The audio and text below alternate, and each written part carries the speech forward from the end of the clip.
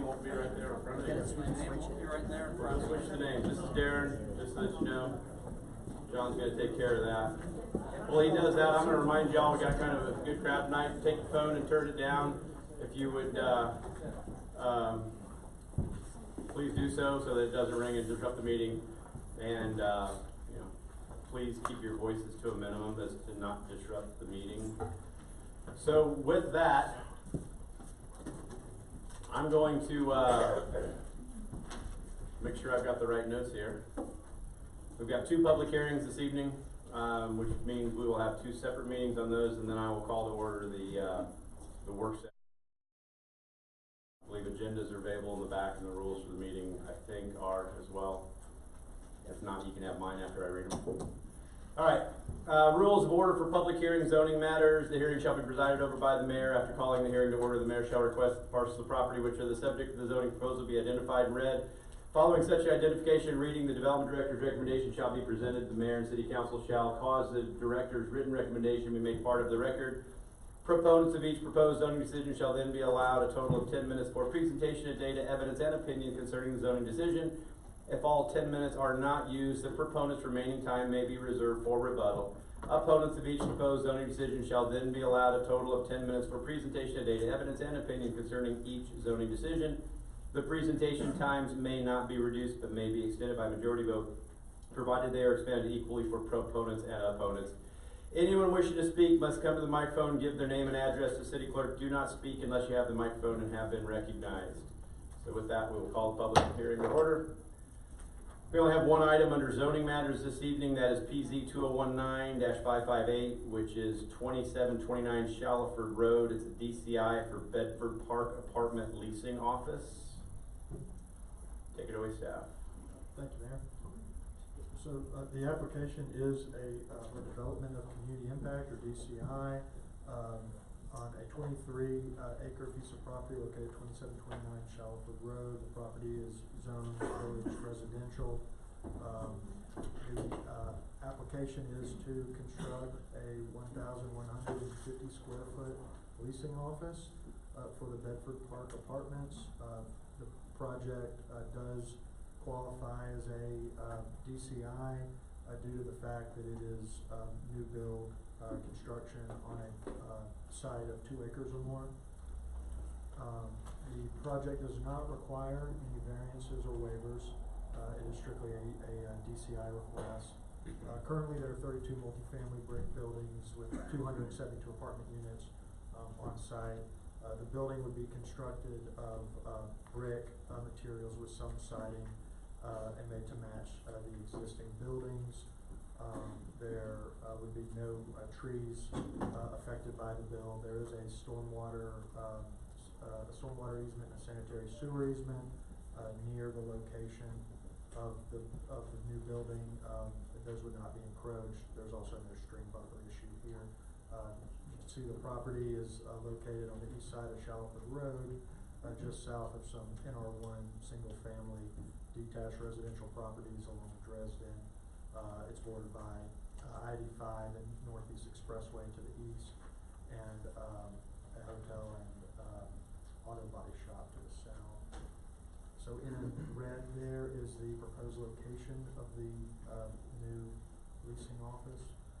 The current leasing office, I'll mention, is in an apartment building currently, fairly near the entrance.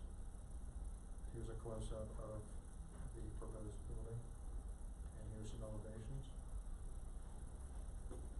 There's a side, the exposed soil that you see was due to some actually erosion repair work that the applicant was doing, sodding and seeding some areas on the site. They recently made some small site improvements and updated some of the buildings. So the application went to the design review board. They recommended approval of the DCI with the condition that the handicap spaces be marked when it's submitted to staff if the DCI is approved. Staff recommends approval of the DCI with one condition. Thank you. Very good, thank you. John, do you have anything to add? I do not. Very good. All right, anyone wish to speak in favor? Keep in mind we got 10 minutes for this portion of the public hearing. Please come to the microphone.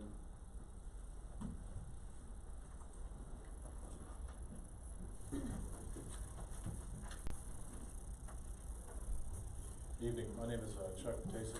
I'm work for GE Renovations, representing the owner and the applicant. And just appreciate the time, appreciate the consideration. I'm available for any questions if there are any. We're seeking the permission to apply for the building permit without any additional restrictions. And that's all I have right now, unless there's some questions. Great, thank you. This is public hearing portion. This will come up later on the work session agenda. You might want to stick around in case the council has some questions. Yes, sir. Thank you. Anyone else wishing to speak in favor?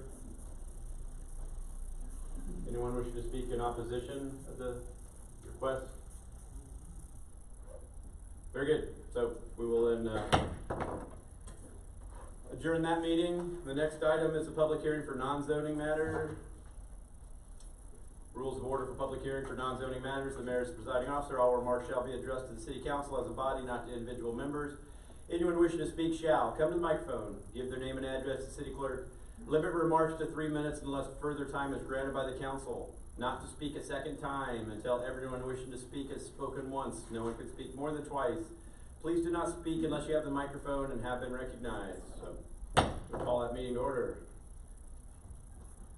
Mayor and Council, this is a public hearing for our Comcast franchise agreement. And it's due to the fact that when we annexed in 2014, the DECA annexation, Comcast failed to update the addresses for that area until July 2017. Our attorneys at GMA have been in contact with Comcast about this. We provided them all of the information at the time of the annexation. And we sent them a letter of default back on October 21st, and we did not hear from them until this week. This public hearing is called for in section 9.2.3, section 4 of our franchise agreement. And I'm not sure if anyone from Comcast is here, but it's to allow, procedurally to allow Comcast to have an opportunity to address the situation. There will be no action needed tonight, but it is possible that we could come back later, at a later time, with a resolution to move forward. Okay, very good. Then we'll move forward to public hearing at that point. Keep in mind, I read the rules. You first have 3 minutes. Anyone wish to speak on this? No? Yes? Andy, come on up. Good evening, Andy Mackey with Comcast. I think as a matter of course, the public hearing and the notice of default is a little out of order with regards to the procedures under our franchise agreement. To go back in time, we received a notice of an audit, franchise fee audit, on August 13th. After some back and forth in terms of requested information, we responded on October 1st, sent the requested information to the city's representative with the GMA. October 10th, we responded with another follow-up for information, and then on October 21st, we received the notice of default and a scheduling of this public hearing. There was never any statement of findings from the audit or any numbers or any calculation of underpayment or anything from the city whatsoever. We did, since the receiving the notice of default and the scheduling of public hearing, have presented an offer to the city and their representatives in resolution of the underpayment due to the annexation and a couple other procedural things.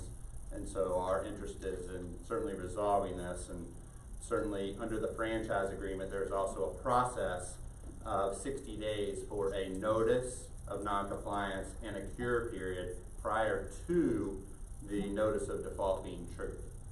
So for that reason, we're happy to iron this out, but I think this is a little premature from a procedural standpoint. All right, thank you for pointing that out. We'll continue, but as somebody pointed out to me one time, there's no real big ball of twine we wind up, we can't unwind, so we'll figure it out. Does anybody else care to speak on this? No? Okay. Call that public hearing to order, we'll call that adjourned.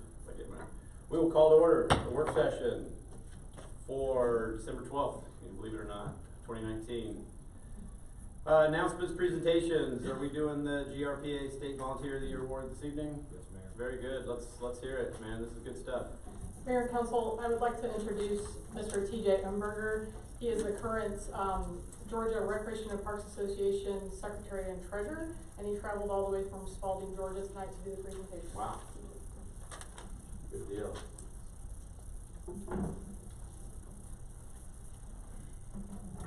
Mr. Mayor, council members, good evening. Good evening. Spalding County's not that far. Is it outside the perimeter? It's a little more country. If it's outside the perimeter, that's a long way away, man. Only had to go over one dirt road to get here. As Jody said, my name is TJ Amberger, and I currently serve as the Secretary Treasurer for the Georgia Recreation and Parks Association. GRPA is 200 agencies and 2,000 parks and recreation professionals throughout Georgia. Our goal in Georgia is caring for Georgia's people in parks. As parks and recreation professionals, we rely on our #1 resource, volunteers. The city of Chamblee is fortunate to have many volunteer groups like Keep Chamblee Beautiful that assist with blazing trails in Keswick Park and planting trees in Dresden Park. However, there are two citizens in particular that have taken even greater commitment. They are Ray and Jill Watuich, affectionately known as Ray and Jill. Good. Since 2016, they have participated in park work days, improved a walking bridge, planted countless trees, and have cleared a path along the floodplain. In 2019, they have committed daily to remove invasive plant material in Keswick Park's towering tree canopy. Their back-breaking work has helped save thousands of trees from a slow death and have made the nature trail more visible and safer for your citizens and users. They could even be seen this past June in a hot summer day assisting your park staff planting trees throughout the park system. It is a great honor that I present the 2019 GRPA State Volunteer Award to Ray and Jill Watulich.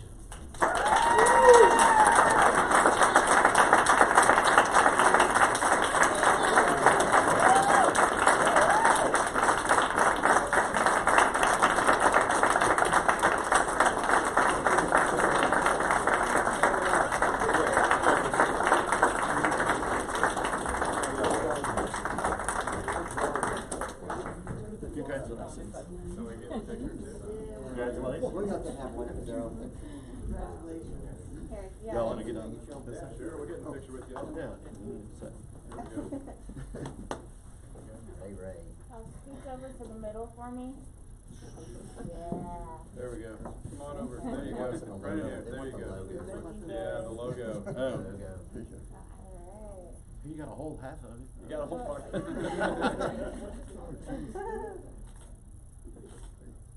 Paparazzi.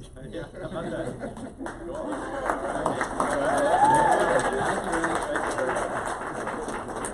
I got a box for it. Ray, thank you. Oh, very much. We love it.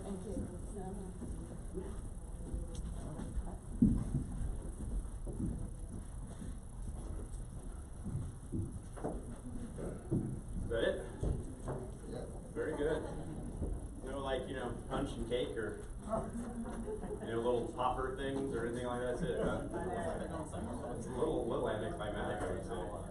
I'll have to order champagne with, do we have to get the goggles like in the locker room and the champagne? I knew I picked the wrong profession. All right, moving right along, as everybody is like, please do. The next item is staff action items we have under city clerk. We had the approval of the minutes from the city council public hearing and work session November 14. Is there any discussion? No, we have still under approval of minutes, the city council public hearing regular meeting November 19. The city council public hearing of December 4th. And the city council public hearing December 5th. Any discussions? I mean, either you did a really good job or nobody read them. We'll take it that you did a really good job. Yeah. So the next item then is the resolution, still under city clerk for those of you following along at home.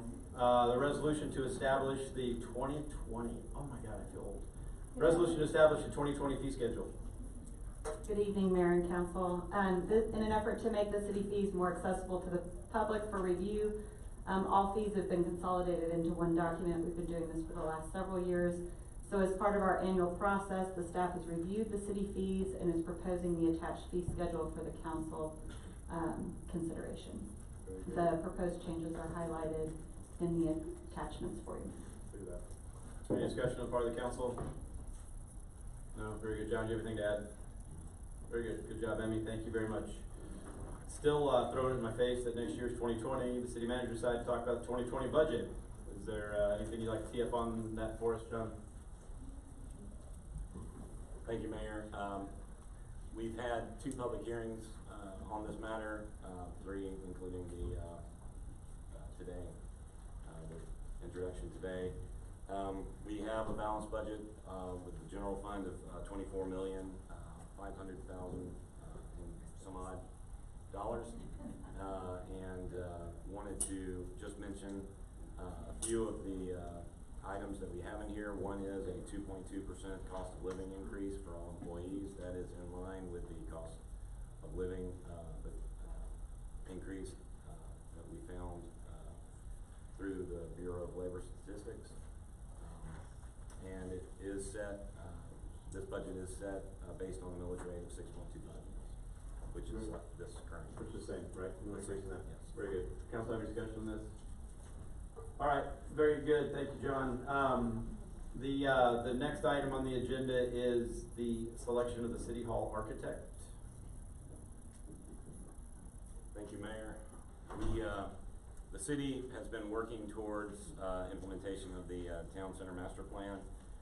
One key part of that, or piece of that, is the construction of a new City Hall on the location of the current police department building. The police department is being moved to the Hearn property site, and that is later in this agenda. However, we have put out a request for qualifications. We had 14 firms actually provide statements of qualifications. We interviewed 5 of those firms, and the selection team is recommending the firm of GMC to perform the architectural services for City Hall at a fee of $560,000. Very good. Any discussion on part of the council? Good job. It's a good firm. I know them. All right. Next item is still under city manager, and he kind of teed this up and teased us with it a second ago, but now he gets to talk about public safety facility construction. Thank you, Mayor. As I mentioned, we have been working towards, we have already engaged an architect to develop plans for a public safety building at the former Hearn driving range site. Excuse me. Those plans have moved forward. We did select previously this year a construction manager at risk. They worked with the architect to establish pricing and help with the design of that building. At this point, we have received qualified maximum prices from that firm. These are our guaranteed prices going forward. The project will not exceed these prices. This is for the public safety building and the associated parking lot. It does not include the park area, which is still in design. However, we do have a qualified maximum price for the building of $14,700,000 and a price for the earthwork and parking area of $3.9 million for a total of $18,622,000. So we're asking your authorization. Okay. Very good. Discussion? Very good, Mr. City Manager. Next item is number 4 under City Manager. We have an IGA, which for those of you that don't know is an intergovernmental agreement for the distribution of e-host, which is the equalization homestead option sales tax. Pretty good, right? I know my acronyms. Thank you, Mayor. The, last year, there was a referendum, that changed, the collection methodology, or changed how, host was distributed among, the cities and county. This document, this intergovernmental agreement, memorializes, that, for the cities and agrees on a distribution method. Should at any point, sales tax revenues from e-host exceed, the county's, general expenses. Any discussion? Like, go ahead, Leslie. I do have some discussion. So, we've been hearing that the county, over-predicted their revenues from this, am I correct?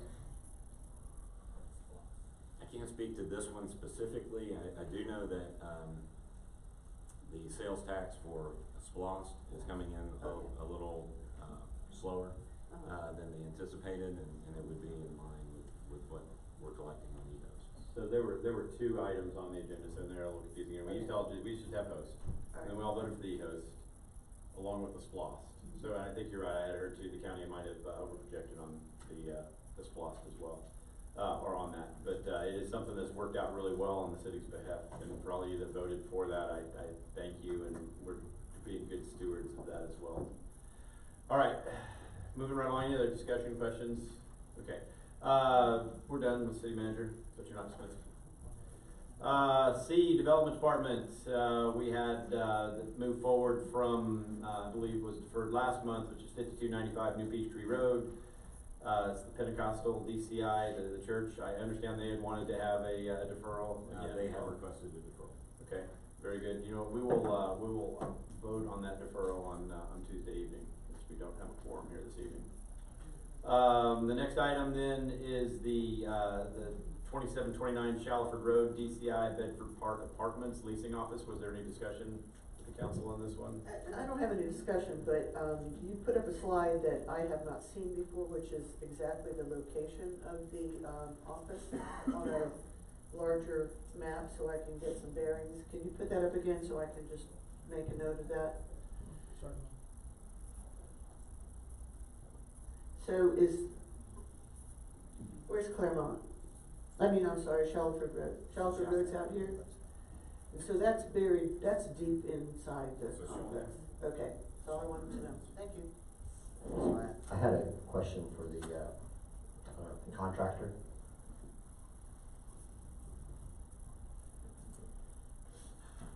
So do you know if there's any, willingness, among management to probably, update the sidewalk on Shallowford? I went by their project, site yesterday, and there's a lot of people walking, and the sidewalk's in really bad shape, so I just think this is an opportunity possibly to address that.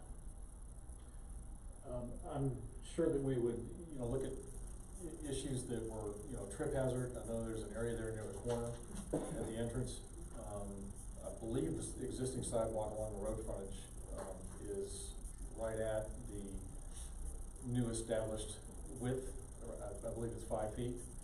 And then we've got all the landscaping, as well, that's, I think exceeds the 10-foot design that would be in the new design. And I think maybe just right at the corners at the entrance is where there may be a trip hazard, type of issue, that may be appropriate to address. Right. Okay, well, I'll take a further look at it and, maybe revisit that on Tuesday. Any other items? At this point, I'd like to point out that I appreciate y'all being here. I think it's ridiculous you have to go through this process this time, and I said this before. I think we need to look at our DCI process. This is a 100% entitled project. They're not asking for anything other than it happens to be on a piece of property larger than 2 acres, even a small building. So, I would like to ask the council, at some point moving forward, and I've asked this before, but I'll take this opportunity to look at the thresholds for the DCI and the reason for the DCI anyway, if somebody's not asking for anything from the city other than to build to the code that we've already set forward. The next item under Development Department is the comprehensive plan update, adoption, and resolution.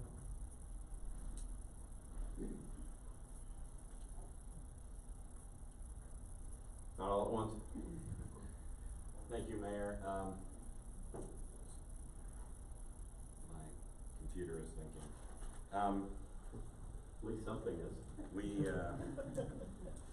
We have brought the comprehensive plan update to council previously, and the current requirement is that we adopt this by the end of the year.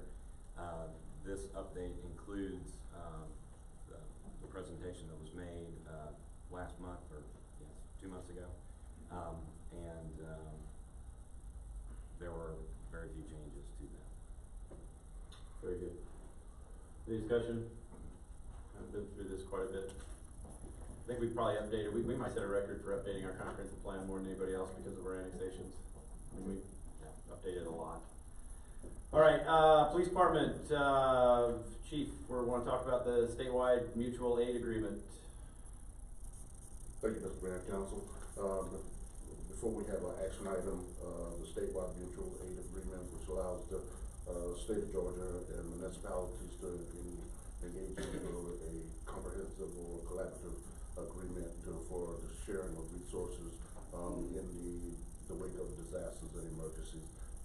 It outlines the reimbursement format that no particular agency will have to worry about how to contact, how to get those resources, who to contact.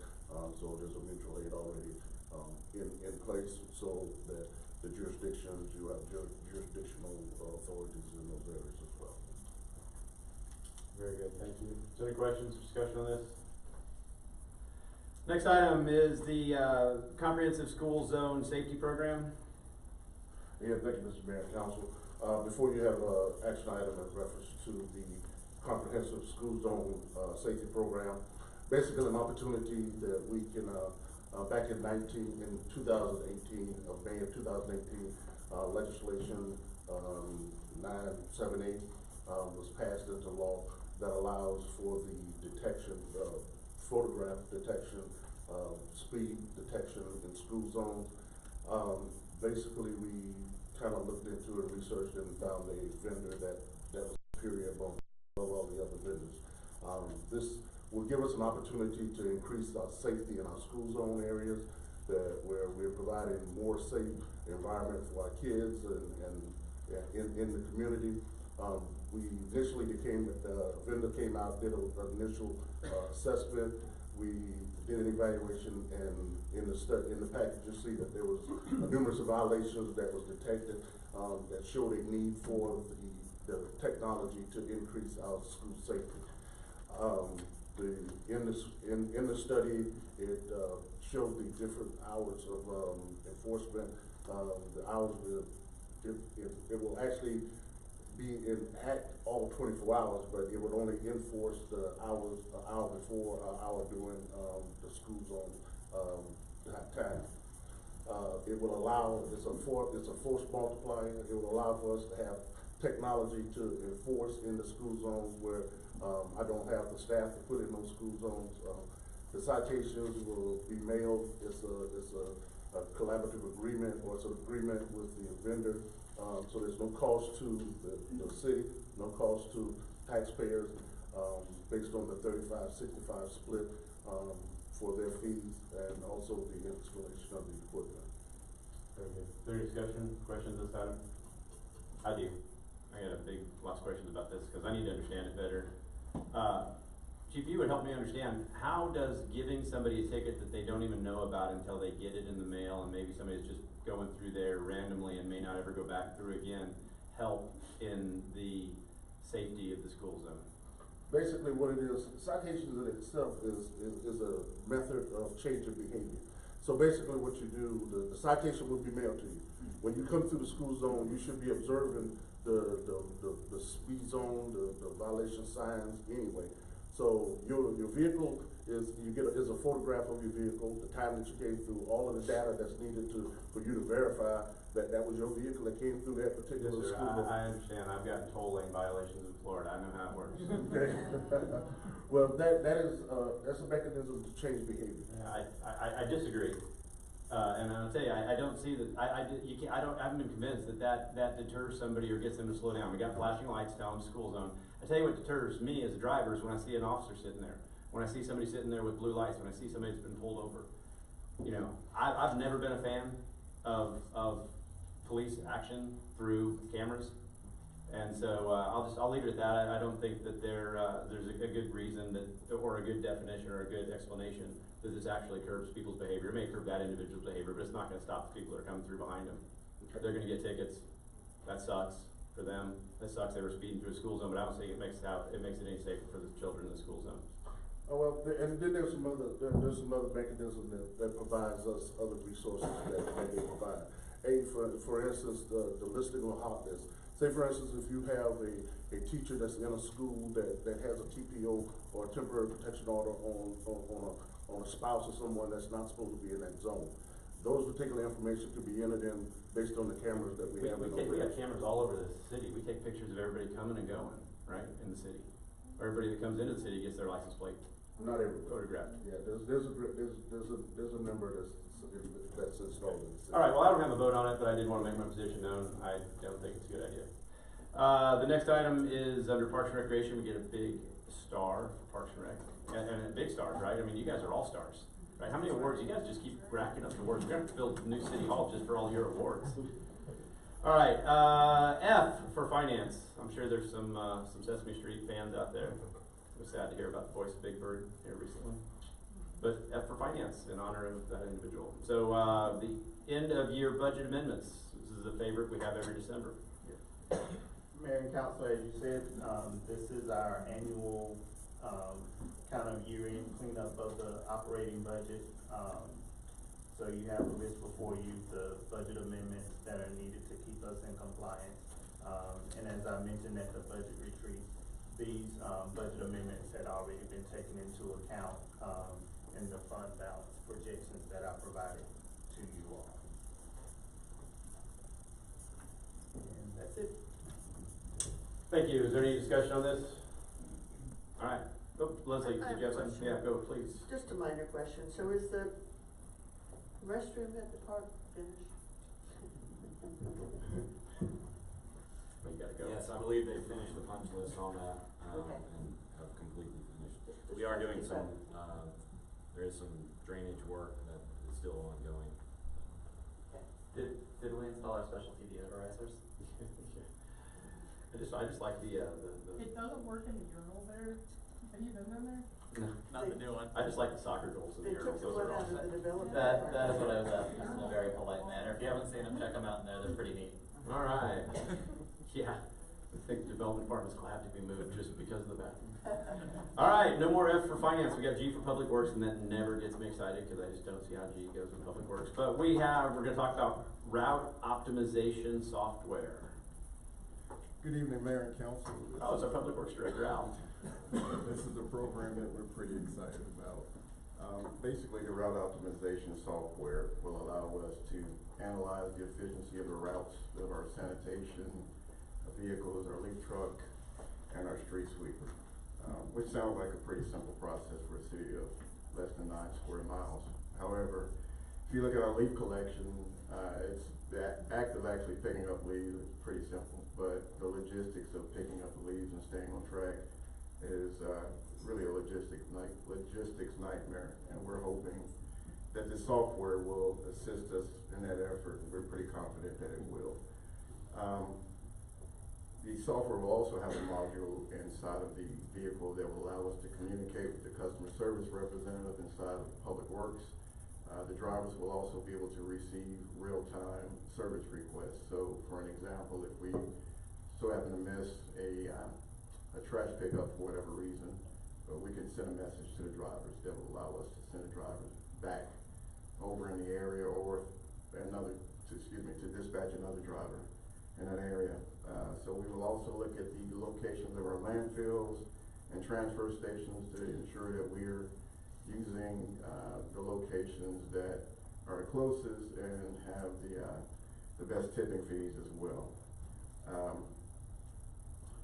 And so we also have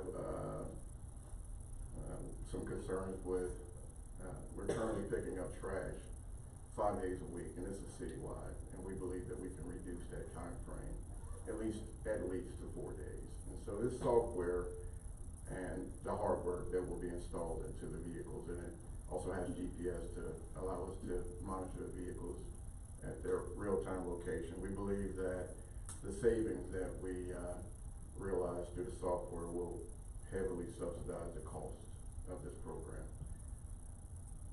Any other questions? Very good. Any questions? I got one quick one. The GPS, I know you said real time, does it track history as well for a couple days or something? It does. So any specified time period throughout the course of the installation of the hardware, we can track the movement. Thank you. Any other questions? All right, done with Public Works. Thank you, Al. Economic Development, Catherine, big star. I know, taking it. Good job. Boards, authorities, and committees. I'm sure everybody's bored. Authorities, committees.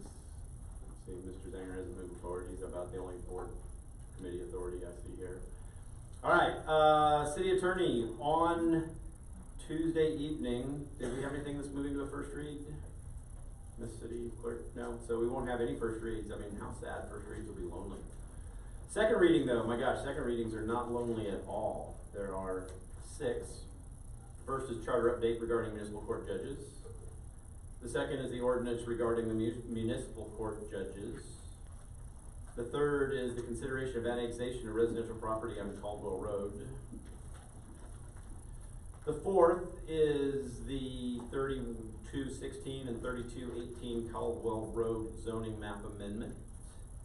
The fifth is the 2019 annual UDO amendment. And I have John, go some ahead. questions. After reading about the updates for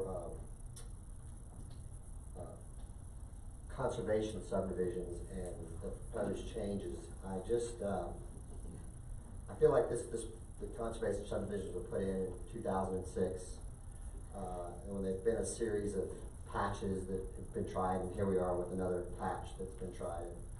I would like to have conservation subdivisions removed from the UDO and all references to it in its entirety, and then possibly have staff come back with an update where they kind of show what the intent, show examples of conservation subdivisions, and basically just a whole brand new presentation, you know, that could be more of an update as opposed to these patches that we seem to be doing. John, would you care, can you address that at all, or development in any way? Do you have anything to say to that, add to that? We can look into that and do that. Well, I'm sure you can look into it. I didn't know, I mean, John's asked for something pretty radical, and I would have to ask Joe when we get to the second read. You know, we can have public hearing, go to second read with minor modifications to what we did through the first read public hearing and the second read, but we can't do major modifications like removing, I don't think, but we'd have to have Joe's opinion on whether that's a major modification in order to take out an entire section, as opposed to just modify it and change it as opposed to what we have public hearing on. So I don't know that we're at the point where we can do that. Gotcha. So we'll have to find Does the city manager have any input on that, or does he need to? I can check city attorney on that. If that's something that you'd like me to move forward with, I can talk to the city attorney about that prior to the meeting. So is there any other discussion on that item? Darren? Yeah, I've got just 2 questions or points of clarification. One was after the public hearing, we removed the limit on vehicle storage for occupied houses, I shouldn't say storage, parking. And there was still a reference in there for an administrative variance to that code, the section that was removed. So just wanted to ask that we strike that, if staff agrees, just to be consistent, not have something we don't need.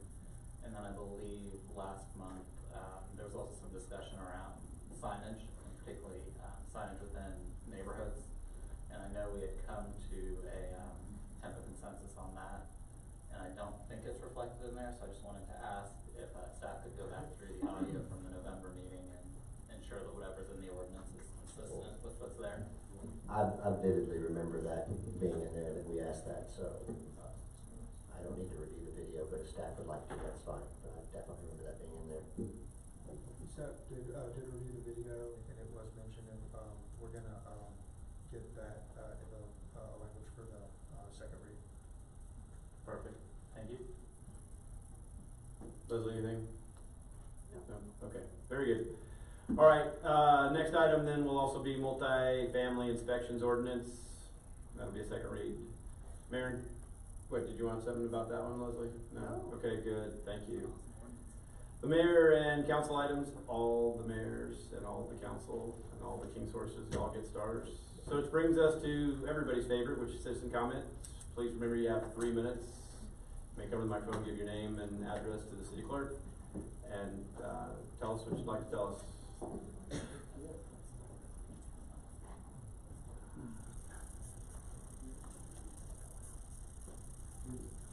got the green light here, so it should be good. Benton Stark, 3490 Hilton Circle.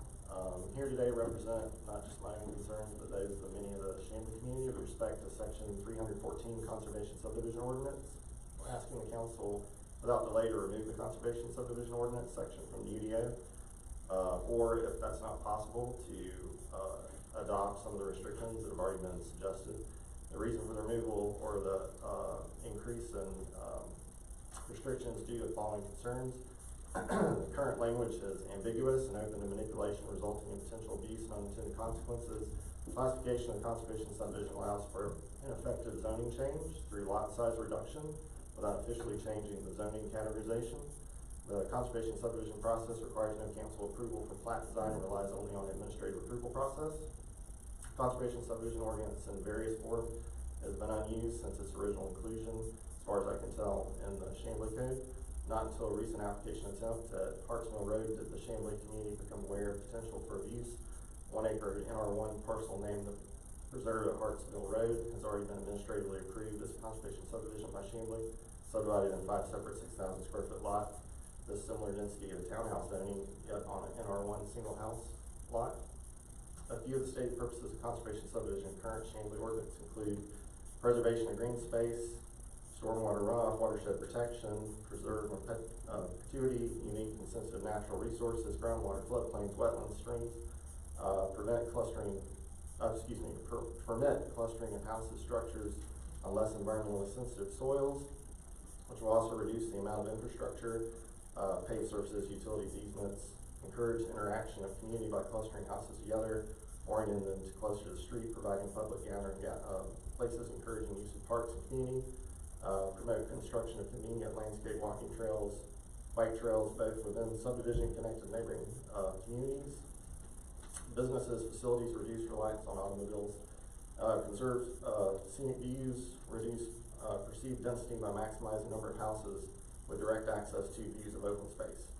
So the development that we've got currently in the works at Hartsmill, that's a conservation subdivision, will result in following, which the community finds inconsistent with stated intent. Removal of at least 70 trees, including several specimen trees, clustering of 5 homes on 1 acre, creation of large impervious surfaces, including very long shared driveway. Excuse me. No additional functional trails or connectivity to existing trails, creation of a so-called open space that would consist primarily, almost solely of a ditch that would be in the backyards of houses requiring communal easement in their yards. So, as stated before, there were changes that were proposed in 2018. Conservation subdivision proposed, such as minimal lot size of 5 acres for consideration. Yep, I'm out of time. Okay, all right. I mean, if you have something else you want to just try to get it off real quick. Oh, sure, okay, yeah, so I just encourage everybody to take a second look at 314 and look at it for a change or approval. Thanks, Ben, appreciate you being here. Alright, next. My name is Bruce Britton. I live at 1692 Harts Run in Chamblee. I also want to talk about the conservation subdivision issue. The property of 1723 Harts Mill is directly uphill from my home, and in between a project that was built much earlier called Hartford Glen, I imagine. That project has 14 houses. It caused a real stormwater runoff problem for my home. Flooded my basement. At great expense, being thousands of dollars, I put in a dry creek bed to divert that water coming down from Hartford Glen. I didn't have a problem with water runoff until Hartford Glen was completed. You've just heard from the other speaker about how conservative subdivision, when you consider putting 5 houses on 1.04 acres, is Orwellian in any sense. Nothing is being conserved. You're going to add more impermeable rooftops as well as concrete. And there's no way to tell if the stormwater runoff issues will be improved or made worse unless you go ahead and do the project. That was the only reason I got involved in the project to begin with. However, once I got involved in the project, it became very clear that a member of the council of Chamblee was trying real hard not to be associated with this project. Sir, I'm gonna stop you right here, okay? We have rules of decorum in here, we've been doing this for quite a while. We don't call out any individual council members. I didn't call out Sir, anybody. We're not talking about any individuals on the council, anybody in the staff, anybody in the community. You I can't think say. ownership of the property, which has real pushback from the citizens around it, and it's being developed by a city council member who's trying to keep it a secret, needs to be known by these people. Sir, thank you very much. Your time is up. No, it's not. It is. It is, your time's up when I say it, so. I'll bet. Next.